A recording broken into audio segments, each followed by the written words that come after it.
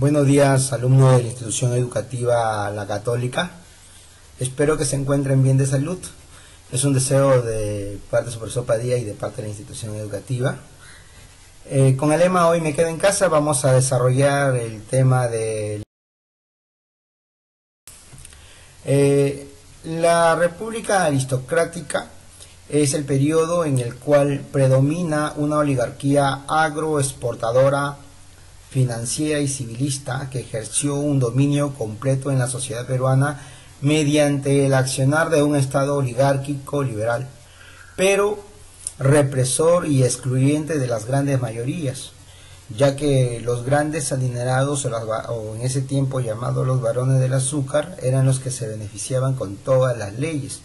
Estos personajes refugiados en un partido político llamado el civilismo llegó al poder y creó leyes que beneficiaban solamente al grupo de familias más poderosas, en este caso a las 40 familias más poderosas del Perú. A ese tipo de gobierno se le llamó oligarquía. Ahí en imagen yo he puesto el gobierno, el sistema bancario y el pueblo, ¿no? Donde el glotón que se acaparaba de toda la comida y de todos los recursos era el sistema bancario, los grandes adinerados, ¿no? Y mientras que el pueblo moría de hambre y no tenía escasez de comida. A esto llamábamos oligarquía, ¿no? Y debemos saber de que estos afianzaban dinero, grandes cantidades de dinero, gracias a la agroexportación. El aspecto social.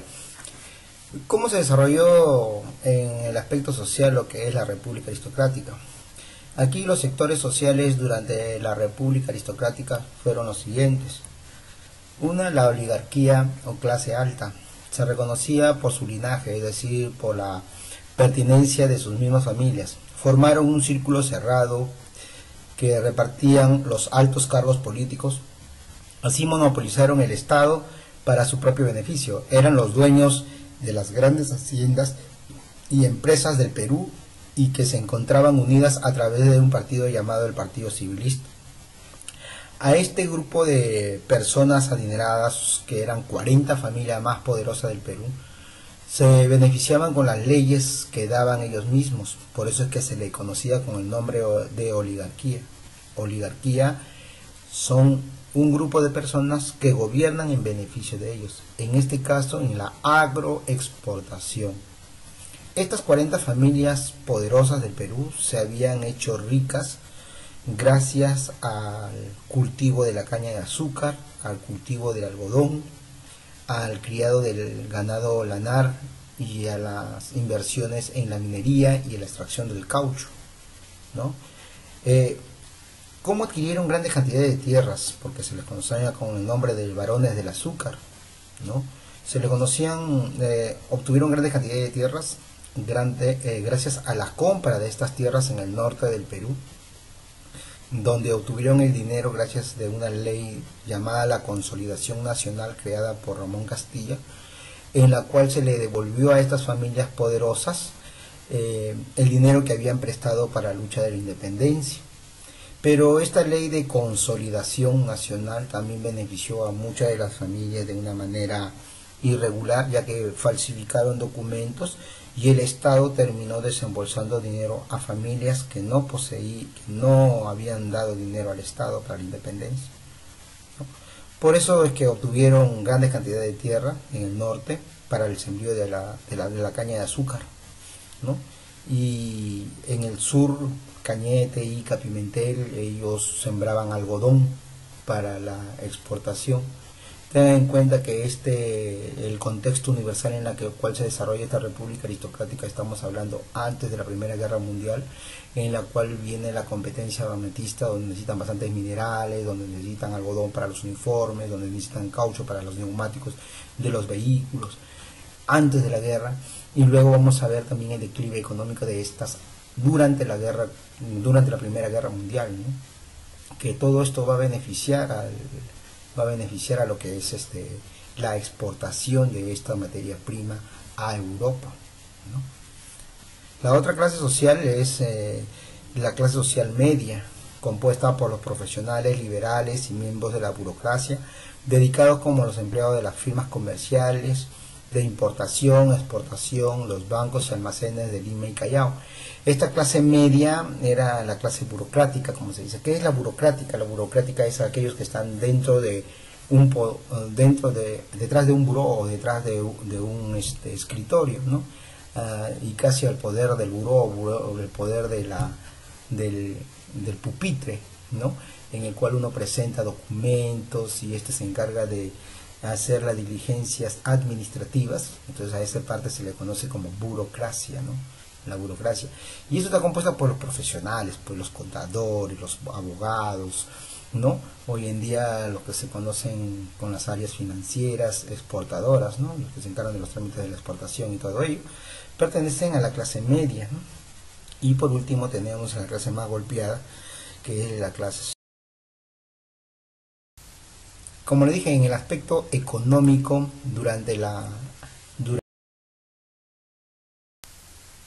en el aspecto político, el control y administrativo del Estado se realizaba desde la capital. En las regiones eran los hacendados y sus gamonales, que eran jefes de regiones de la sierra, quienes controlaban el poder bajo la supervisión de la clase dominante que protegía el sistema político, permitiéndoles respaldar su desarrollo económico. Entre los presidentes que vamos a tener durante este periodo es Eduardo López de Romaña. Si ustedes se dan cuenta, de 1899, ustedes dirán, profesor, pero usted agarró y nos dijo de 1895, sí, porque tienen un periodo de transición que es el gobierno de Nicolás de Piérola. Eduardo López de Romaña es independiente y gobierna el Perú de 1899 a 1903. Luego viene Manuel Candamo, 1904, del Partido Civil, José Pardo y Barreda, del Partido Civil, 1904 a 1908, Augusto B. Leguía, de 1908 a 1919, que es el Partido Civil, Guillermo Billingur, que es independiente, derrocado por un golpe de Estado cívico-militar en 1914, debido a que no estuvo de acuerdo con lo que eran los aristócratas y se pegó mucho al pueblo con lo que se llama el gobierno del Pan Grande. El coronel Oscar R. Benavides, militar. En este aspecto, los presidentes de la República Aristocrática. Como ya les dije, hay un presidente que es transitorio de la reconstrucción nacional a la República Aristocrática, que es el gobierno de Nicolás de Piérola de 1895 a 1899. Si muy es cierto, muchos de los historiadores lo consideran a Nicolás de Piérola como parte de la República Aristocrática, hay muchos que lo consideran como un presidente transitorio, ¿no? Como en caso mío, yo lo considero a Nicolás de Piérola como presidente transitorio, que no pertenece a la reconstrucción nacional, pero tampoco pertenece a la República Aristocrática, pero sí iba a fundar las bases para formar esta República Aristocrática. Luego ya lo considero al primer presidente de la República Aristocrática, a Manuel Eduardo López de Romaña, que va a gobernar de 1899 a 1903, que más adelante vamos a ver sus obras y hechos de este gobierno. Luego continúa Manuel Candamo, que solamente gobernaría un año, de 1904. Lo seguiría el gobierno de José Pardo y Barreda, su primer gobierno de José Pardo y Barreda, de 1904 a 1908. Luego tenemos el primer gobierno de Augusto B. Leguía, de 1908 a 1919. Y como le digo, este presidente luego se va a dar un golpe de Estado contra todos estos civilistas y lo va a gobernar al Perú, lo va a gobernar por un periodo de 11 años, que le conocemos con el nombre del oncenio. Luego viene Guillermo Billingur, su gobierno se llamó el gobierno del Pan Grande, populista él, gobernó de 1912 a 1914 en contra de las ideas oligárquicas de este periodo del Partido Civil, por lo que recibiría un golpe de Estado por un militar llamado el coronel Oscar R. Benavides, que gobernaría de 1914 a 1915. Una vez terminado su gobierno, él convocaría elecciones y sería electo como por segundo periodo José Pardo y Eduardo López de Romaña, presidente del Perú, gobernó desde los años de 1899 a los años de 1903. Fue miembro del Partido Demócrata. Llegó al poder el 8 de septiembre de 1899 gracias a los acuerdos entre los partidos Civil y el Partido Demócrata al cual él pertenecía, pero desde el primer momento de su gobierno se inclinó notoriamente hacia el Partido Civil, y esto produjo poco a poco el rompimiento de las relaciones entre los demócratas y los civilistas. Así pasaron los primeros en la oposición, los demócratas. De esta manera su gobierno se caracterizó por las constantes disputas entre el presidente y el Congreso, debido a que el presidente se encontraba dividido, el Congreso se encontraba dividido por dos cámaras: la Cámara de Diputados, que era presidida por Carlos de Pierola, que era demócrata, ¿ya? Y la Cámara de Senadores, que era presidido por Manuel Candamo, que era civilista. Entre sus principales obras de este personaje, Eduardo López Romaña, tenemos la consolidación del sistema del patrón de oro creado por Nicolás de Pierola, que lo hemos visto.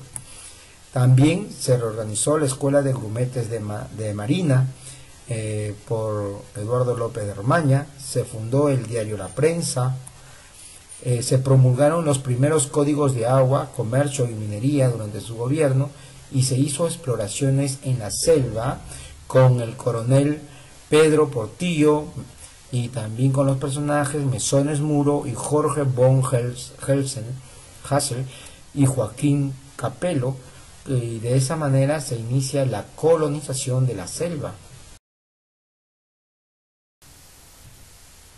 Los hechos durante el gobierno de Eduardo López de Romaña van a ser los siguientes. En el año de 1901 se rompen las relaciones diplomáticas con Chile debido a la chilenización, o sea, al hostigamiento que recibían los peruanos por parte de Chile en las provincias de Tacna y Arica, que todavía no las devolvían y que ya deberían haberlas devuelto debido a la capitulación o el tratado de paz firmado en Ancón, ¿no? Con Bolivia se firmó el tratado Osma-Villazón, demarcando los territorios con Bolivia. Surgen conflictos con Ecuador, Brasil y Colombia, los cuales no son solucionados por Eduardo López Romaña, sino más adelante van a ser solucionados durante el gobierno de Augusto B. Leguía.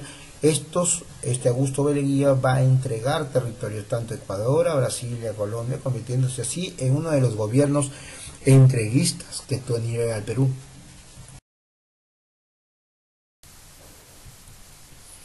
Manuel Candamo gobernó tan solamente meses el Perú, debido a que fallece antes de dar inicio a todo su proyecto.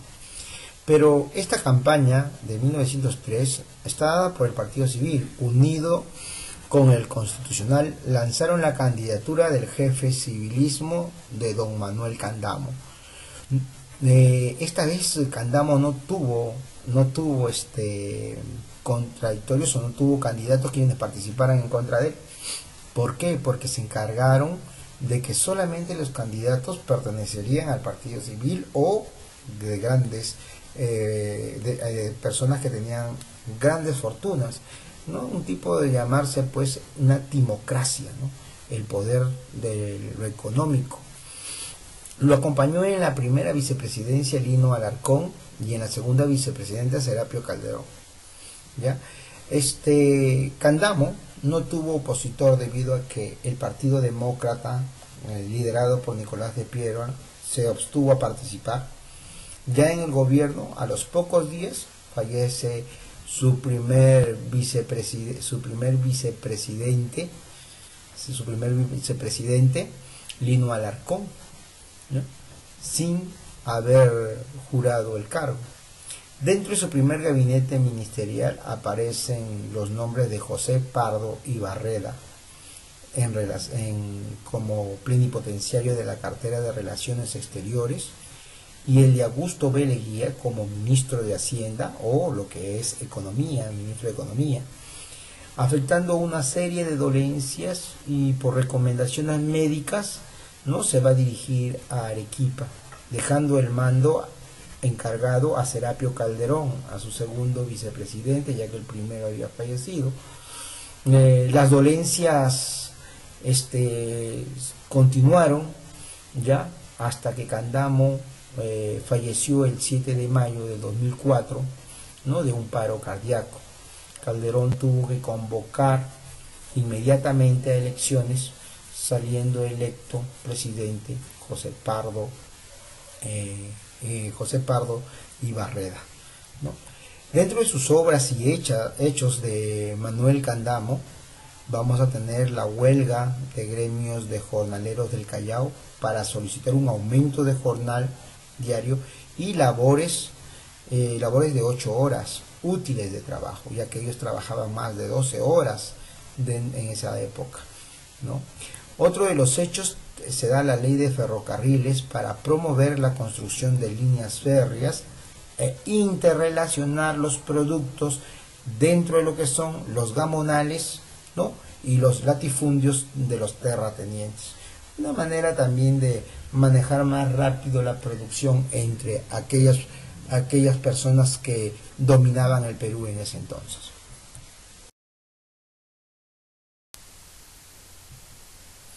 El presidente de José Pardo Barreda, 1904 y 1908. Él recibe gran apoyo de otros partidos políticos, ¿ya?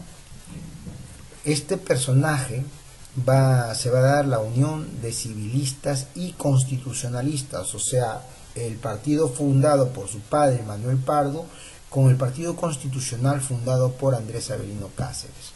Apoyó la candidatura de por ser hijo del fundador del civilismo, Manuel Pardo y Lavalle. Ya los demócratas, dirigidos por Nicolás de Piérola, van a protestar contra esta Junta Electoral Nacional, y Piérola va a optar por retirarse nuevamente de los comicios siendo el único candidato. Mira que estos presidentes ya se elegían entre sí. ¿Por qué? Porque tenían que dar leyes, ¿no?, que favorecieran a los aristócratas del Perú. Por eso es que todo este periodo se llama la República Aristocrática. Entre sus obras principales de José Pardo Barreda vamos a encontrar muchas obras importantísimas, entre una de ellas que crea el Departamento de San Martín, la Escuela de Artes y Oficios, la Escuela Normal de Varones, que es una institución donde creaban profesores o preparaban profesores varones, y el Instituto Histórico y el Museo de Historia. ¿Qué otro aporte más tiene? Instaló la radiotelegrafía para las comunicaciones dentro del Perú, y también, como les digo, su búsqueda de agilizar más la información entre los latifundios. Esto va a beneficiar bastante a lo que son los aristócratas. Otro, le permitió el ingreso de la mujer a la universidad. Gracias a él, las mujeres tuvieron el ingreso a las universidades. Esta ley, la 801, firmado el 7 de noviembre de 1908, le va a permitir el ingreso a las universidades, ¿ya? Se adquirieron los cruceros Almirante Grau y Coronel Bolognesi, circularon los primeros tranvías, se aperturaron las avenidas en Lima como la avenida Alfonso Ugarte, la avenida Paseo Colón, la avenida Brasil y la avenida La Colmena, ¿ya? Se establece la primera Compañía Nacional de Vapores y el dique flotante. Se inaugura en las criptas de los héroes y el monumento a Bolognesi. Fundó la Escuela Normal de Mujeres, hoy que se conoce como el Instituto Pedagógico de Monterrico. Fundó la Escuela Superior de Guerra y la Fábrica de Cartuchos.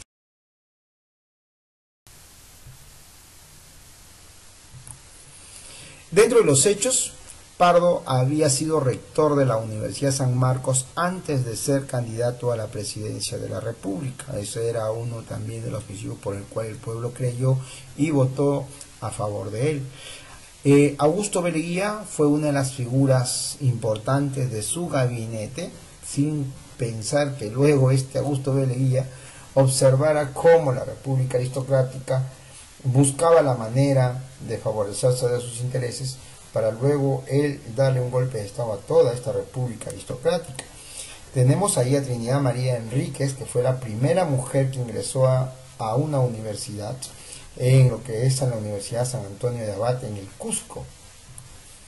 En el año de 1904 se le da la tarea al doctor Matías Manzanilla para que realice un proyecto de legislación del trabajo, ¿no? O sea, el doctor Manzanilla se le da la tarea de crear leyes para que favorezca al proletariado o al trabajador febril en lo que son sus beneficios laborales.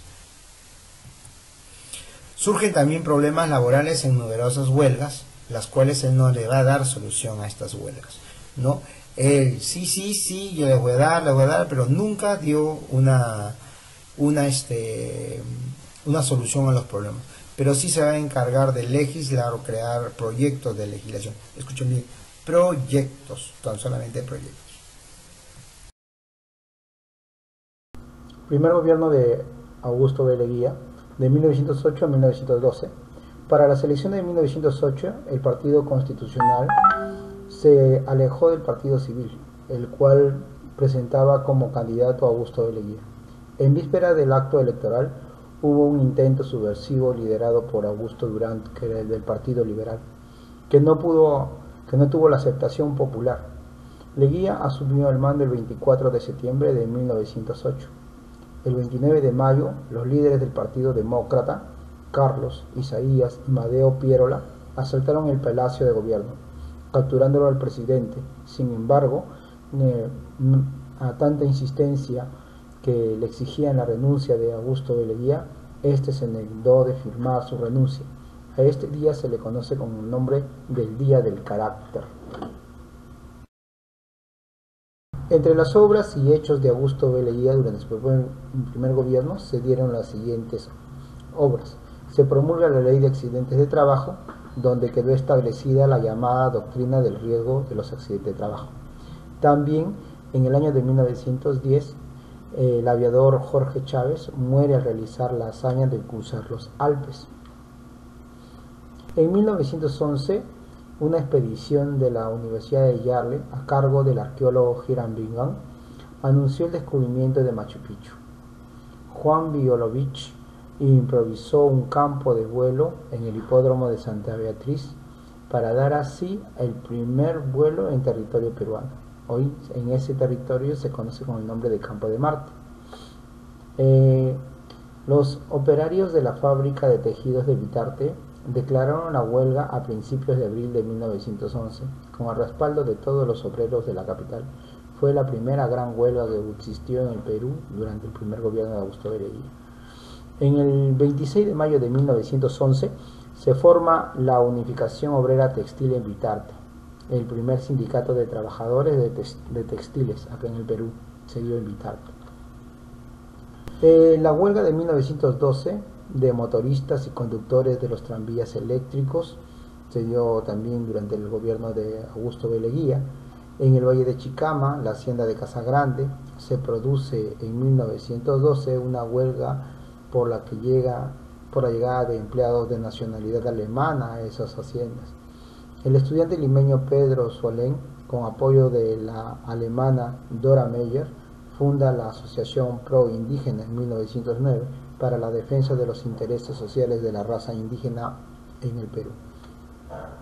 Aspecto externo, Chile llegó a tomar el carácter de suma gravedad en vista de la violencia política de la chilenización realizada en los territorios de Tacna y Arica y del rechazo del ministro de Relaciones Exteriores, Melitón Porras, hizo de una corona de laureles de bronce que Chile ofreció al Perú, ¿no? El incidente se conoce como el incidente de la corona, para ser colocada en la cripta de los héroes, el cual el Perú la rechazó,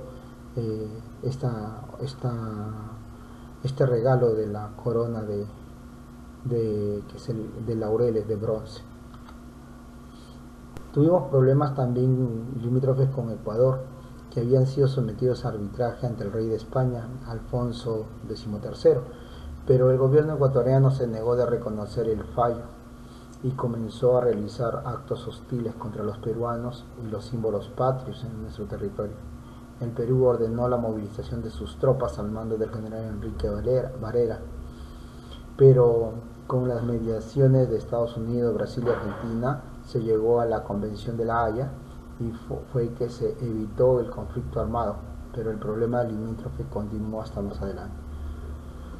Colombia, en julio de 1911 se produjo un conflicto armado debido a la ocupación colombiana en los territorios peruanos en la margen derecha del río Caquetá, ¿no? Se enviaron expediciones a cargo del comandante Óscar R. Benavides, que derrotó a las tropas colombianas en la batalla de la Pradera, logrando así desocupar toda la zona. Así, se había producido incidentes entre los caucheros peruanos y brasileños en la zona de los ríos Yurúa y Purus, que ambos países alegaban que les pertenecían. En Brasil, con la facilidad de las comunicaciones con esa región, que el Perú aumentó a principios del siglo de su obra colonizadora, y para evitar mayores males, ambos gobiernos firmaron el Tratado Valverde-Río Branco el 8 de septiembre de 1909, donde este tratado de comercio y navegación sobre la cuenca del río Amazonas. Con Bolivia, el 17 de septiembre de 1909 se firma el Tratado Polo Sánchez Bustamante, el cual constituye un pacto de ejecución del laudo argentino de arbitraje expedido por los presidentes de Argentina en 1901. Durante el gobierno de Guillermo Billingur entre 1912 y 1914, el Partido Civil alcanzó la candidatura del presidente del partido, don Antero Aspillaga. Terminaba el proceso eleccionario con una sola candidatura de Aspillaga, cuando salió a la arena política un candidato llamado Guillermo Billingur, del Partido Demócrata. Un movimiento popular surgido espontáneamente apoyó la candidatura de este personaje, Guillermo Billingur, quien había sido alcalde de Lima. Presentó un cartel muy característico: pan descomunal de 5 centavos de Billingur y el pan pequeñito de 20 centavos de Aspillaga. Así nació la denominación el pan grande o gobierno del pan grande de Guillermo Billingur. Las obras y hechos del gobierno de Guillermo Billingur, en noviembre de 1912 surge en el Callao un vigoroso movimiento de relaciones obreras iniciados por la Unión General y Jornaleros en búsqueda de la jornada de las 8 horas de trabajo. El 10 de enero de 1913 se expide la resolución que otorga solo a los jornaleros del muelle de Dársena las 8 horas de trabajo. Se expide el decreto reglamentario de las huelgas en 1913, que permite el nombramiento de 3 delegados de los obreros para representar ante los patrones para gestionar reclamos. Y en 1913 hubo una matanza de campesinos en Chucuito, Azángaro, en Puno, y se envió a Teodoro Gutiérrez Cueva, ¿no?, con la intención de analizar la problemática campesina indígena en la Sierra Sur, ¿no? Yurumimaki, pero a lo contrario, él se quedó junto con los campesinos reclamando sus derechos. Durante el gobierno de Billingur se encontró con un congreso que tenía la mayoría de leguía y civilistas, que le era muy hostil a su gobierno. Así decidió disolver el parlamento y llamar al pueblo que se pronunciara sobre el nuevo congreso. No tomó en cuenta que dicho acto solo se podía ejecutar mediante la realización de un plebiscito. Así que en la madrugada del 4 de febrero de 1914 se efectúa el pronunciamiento de la guarnición de Lima al mando del coronel Óscar R. Benavides en el cuartel de Santa Catalina, que con destino al Palacio de Gobierno se dirige, y ahí se produce un enfrentamiento entre los gerdames y los sublevados. Guillermo Billingur fue tomado prisionero y deportado rumbo a Iquique, donde falleció al poco tiempo. El gobierno de Óscar R. Benavides, en 1914-1915, el Congreso lo declaró presidente provisorio con el apoyo de la oligarquía civil. Durante su gobierno se inicia en Europa la Primera Guerra Mundial y se inauguró el Canal de Panamá. Durante el periodo de Óscar R. Benavides, durante el gobierno de Óscar R. Benavides,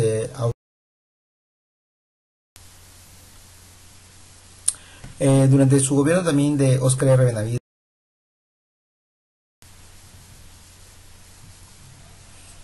El segundo gobierno de José Pardo se desarrolla de 1915 a 1919. Toda la guerra estuvo durante el segundo gobierno de José Pardo, pero vale la aclaración decir que se inicia la guerra durante Óscar R. Benavides y culmina la guerra durante el segundo gobierno de Augusto B. Leguía.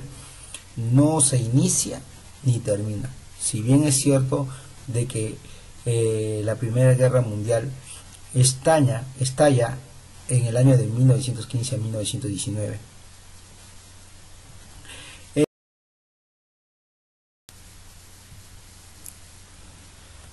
Otra de las obras entre sus principales obras de José Pardo, vamos a tener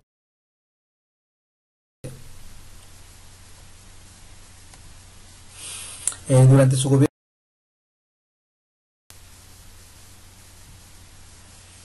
el Perú estuvo presente en